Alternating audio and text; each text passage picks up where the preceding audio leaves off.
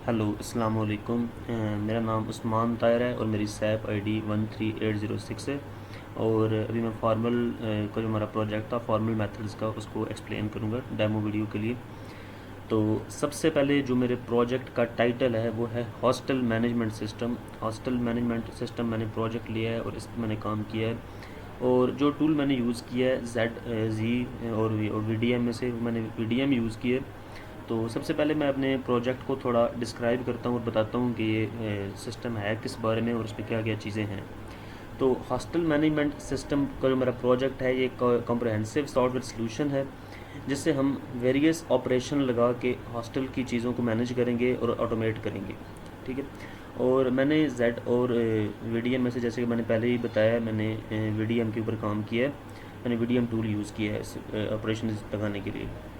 तो ये जो मेरा सिस्टम है हॉस्टल मैनेजमेंट सिस्टम, ये एडमिन्स को अनेबल करता है कि वो रूम की अवेलेबिलिटीज़ वगैरह चेक कर सकें एक स्पेसिफिक क्राइटेरिया के ऊपर और एलोकेट कर सकें रूम को स्टूडेंट्स को। जो स्टूडेंट्स रूम लेना चाहते हैं उनको ये रूम वगैरह अलॉट कर दे कंसिडरिंग प्रेफरेंसेस एंड अवेलेबिलिटी, यानी उसकी प्रेफरेंस और अवेलेबिलिटी चेक करके। यानी कि अगर एक रूम है उसको 3-4 बंदे अगर कहते हैं कि उन्होंने बुक करना है या उसको लेना है, तो फिर वो प्रेफरेंस चेक करेगा कि किस स्टूडेंट ने पहले बुक करने की कोशिश की थी या किसने पहले रिक्वेस्ट की थी हमें इस रूम की। तो उस हिसाब से वो प्रेफरेंस देख के फिर रूम अलॉट करेगा।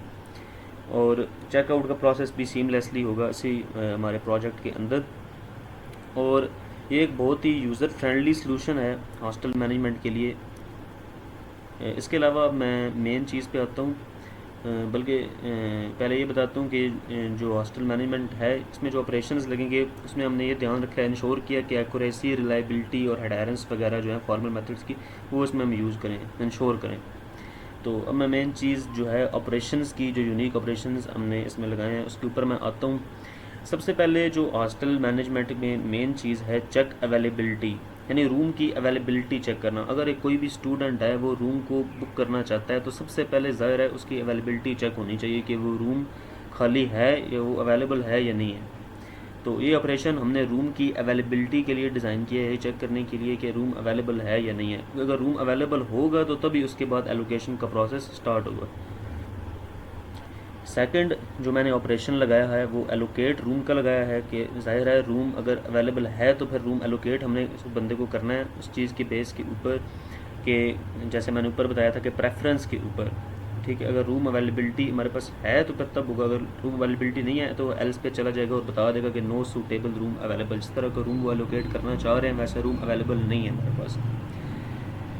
इसी तरह उसके बाद में थर्ड ऑपरेशन मैंने लगाया है चेकआउट का। ज़ाहिर है चेकआउट करना भी बहुत ज़रूरी है। चेकआउट करने के लिए भी हमने यही ऑपरेशन लगाया है। पहले वो चेक करेगा कि अगर स्टूडेंट है उस रूम में तो वो चेकआउट सक्सेसफुल दे देगा। ज़ाहिर हमारे पास कोई रजिस्ट्रेशन नंबर या हम वो चीज़ रखेंगे जिससे हम चेकआउट करेंगे। तो अगर चेकआउट सक्सेसफुल होता है, हमारे वो रजिस्ट्रेशन नंबर लगाने से वो चीज़ आती है तो चेकआउट सक्सेसफुल हो जाएगा। अदरवाइज़ चेकआउट का एरर आ जाएगा कि स्टूडेंट उस चेकआउट डेट पे कोई स्टूडेंट अवेलेबल नहीं है। उसके बाद कुछ इनवेरिएंट प्रॉपर्टीज़ हैं, जैसे कि रिक्वायरमेंट थी हमारी तो मैंने कुछ इनवेरिएंट प्रॉपर्टीज़ भी इसमें से स्पेसिफाई की हैं। सबसे पहले रूम अवेलेबिलिटी का जो इनवेरिएंट है वो उसके बारे में बताता हूँ मैं। ये इनवेरिएंट ये कि कोई भी अगर गिवन रूम है तो उसका जो अवेलेबिलिटी का स्टेटस है वो कंसिस्टेंट रहना चाहिए ऑक्यूपेंसी के पीरियड के दौरान। यानी एक रूम कोई भी है अगर वो किसी ने ऑक्यूपाई किया हुआ है ऑलरेडी तो उसका जो अवेलेबिलिटी का स्टेटस है वो कंसिस्टेंट रहना चाहिए जब तक उसने ऑक्यूपाई किया हुआ है। ज़ाहिर है कोई भी रूम अगर ऑक्यूपाई हुआ है तो उसका अवेलेबिलिटी स्टेटस ये तो नहीं हो सकता कि वो अवेलेबल है, वो नॉट अवेलेबल ही होगा तब तक। तो इसमें एक कंसिस्टेंसी होनी चाहिए। जब भी गिवन रूम कोई ऑक्यूपाई किसने किया हुआ है तो उसमें कंसिस्टेंटी होनी चाहिए, उसकी अवेलेबिलिटी स्टेटस में कंसिस्टेंसी होनी चाहिए। इसकी एक्सप्लेनेशन भी ये है कि अगर एक रूम एलोकेट कर दिया किसी स्टूडेंट को तो उसकी अवेलेबिलिटी स्टेटस अनचेंज रहनी चाहिए। जब तक वो स्टूडेंट चेकआउट नहीं करता वो वहाँ से निकलता नहीं है, वो अवेलेबल नहीं होना चाहिए उस ऑक्यूपाइड पीरियड के दौरान। इसी तरह यूनिक रूम के जो एलोकेशन है वो भी एक इनवेरिएंट है। एक रूम जो है वो सिर्फ एक स्टूडेंट को एट अ टाइम अलॉट हो सकता है। अगर एक रूम किसी एक स्टूडेंट को ऑलरेडी अलॉट है तो वो हम किसी और स्टूडेंट को अलॉट नहीं कर सकते। इसकी एक्सप्लेनेशन में ये है कि हम इंश्योर करें कि फेयर एलोकेशन हो और कॉन्फ्लिक्ट्स इन चीज़ों से बचें, क्योंकि ज़ाहिर है अगर एक रूम किसी और ने ऑलरेडी एलोकेट किया हुआ है तो अगर वो हम किसी और को एलोकेट करेंगे तो वो ज़ाहिरी बात है उसमें मसले बनेंगे और कन्फ्लिक्ट्स बनने के बहुत सारे चांसेस होंगे। इसलिए हमने एक रूम जो करना है वो एक ख़ास पीरियड के लिए सिर्फ एक स्टूडेंट को असाइन करना है। उसके बाद ऑक्यूपेंसी ड्यूरेशन का इन्वेरिएंट है। ऑक्यूपेंसी ड्यूरेशन जो है वो स्टूडेंट की स्टे की रूम में वो एक वैलिड रेंज में होनी चाहिए। ज़ाहिर है एक स्टूडेंट को जो रेंज हमने प्रोवाइड की है कि इस टाइम तक आपने इस रूम में रहना है, वो उससे ज़्यादा देर जो उससे कम देर तक नहीं रह सकता, क्योंकि जब वो रह लेगा तो उसके बाद वो रूम किसी और को अलाट हो जाएगा और फिर वही चीज़ है जो ऊपर मैंने बात की कि वो सोर्स ऑफ कन्फ्लिक्ट बनेगा दो बंदों के दरमियान। इसलिए ये भी एक बहुत ही इंपॉर्टेंट इन्वेरिएंट है इसमें। तो the check in and check in dates for a student should be within the valid duration allowed by the hostel management system. यानी हमने जो उसको चेक इन और चेकआउट डेट दी है कि इस टाइम तक आपने रूम में रहना है, उसके बाद आपने चेकआउट करना है, वो उस ड्यूरेशन तक उस रूम में रहे, उसके बाद वो चेकआउट कर जाए। ये जो इनवेरिएंट प्रॉपर्टीज़ मैंने बताई हैं, ज़ाहिर है ये तो एक बहुत इंपॉर्टेंट चीज़ है कि ये हमें कंसिस्टेंसी और अपने हमारे सिस्टम की जो करेक्टनेस है, जो फार्मल मेथड्स की बहुत ही इंपॉर्टेंट चीज़ें हैं, उनको ये मेंटेन रखने में हमारी बहुत हेल्पफुल करेगी और इंश्योर करेगी जो एलोकेटेड रूम्स हैं और जो ऑक्यूपेंसी पीरियड है वो एक्यूरेटली मैनेज किया जा रहा है। और इसके अलावा और भी बहुत सारी इनवेरिएंट प्रॉपर्टीज़ हो सकती हैं, लेकिन मैंने जो इधर ज़रूरी थी सिर्फ वही मेंशन की है।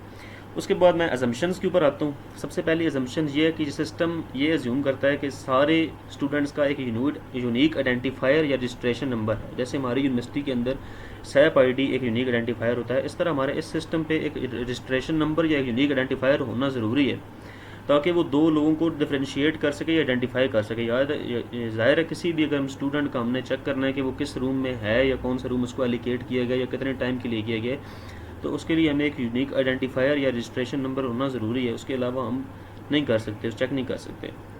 तो एक्सप्लेनेशन में भी ये चीज़ मैंने बताई है कि सिस्टम है वो रिलाई करता है यूनिक स्टूडेंट के आइडेंटिफायर पर रूम के एलोकेशन के लिए, ट्रैक ऑक्यूपेंसी को ट्रैक करने के लिए। ज़ाहिर है मैंने जो बात पहले की है कि वो कितने ऑक्यूपाई पीरियड उसने कितना ऑक्यूपाई किया, वो कितना टाइम रह गया और चेक इन उसने कब किया, चेकआउट सब कब किया, ये सारी चीज़ें ज़ाहिर है एक यूनिक आइडेंटिफायर या रजिस्ट्रेशन नंबर के बगैर पॉसिबल ही नहीं है।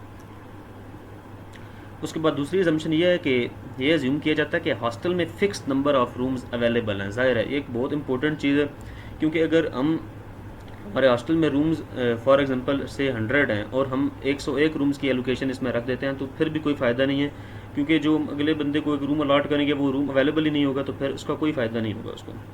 तो इसकी एक्सप्लेनेशन में भी यही है कि the system operates under the assumption that the total number of rooms in the hostel is non. ये सिस्टम इसमें हमने यही चीज़ एज्यूम की हुई है कि हमें हॉस्टल के नंबर मालूम होने चाहिए, कितने हॉस्टल में रूम्स हैं। अगर हमें हॉस्टल के रूम्स ही टोटल मालूम नहीं है तो फिर हमें सिस्टम का कोई फ़ायदा नहीं है हमारे।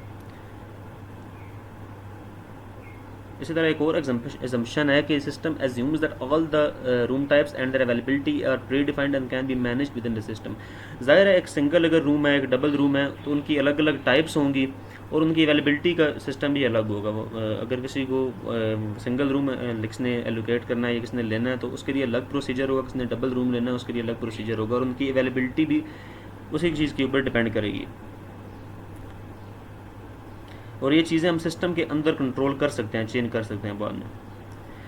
इसी तरह एक और एग्जाम्पशन ये है कि check in and check out dates जो स्टूडेंट्स को प्रोवाइड की गई हैं एक्यूरेट हैं और वो चेंज नहीं हो सकती। ज़ाहिर है ये बहुत इंपॉर्टेंट चीज़ है। अगर हम किसी की चेक इन डेट देते हैं और चेक आउट डेट देते हैं और बाद में हम चेंज कर देते हैं और फिर कोई और स्टूडेंट आ जाता है उसको हम वो रूम एलोकेट कर देते हैं, तो still the same problem will occur.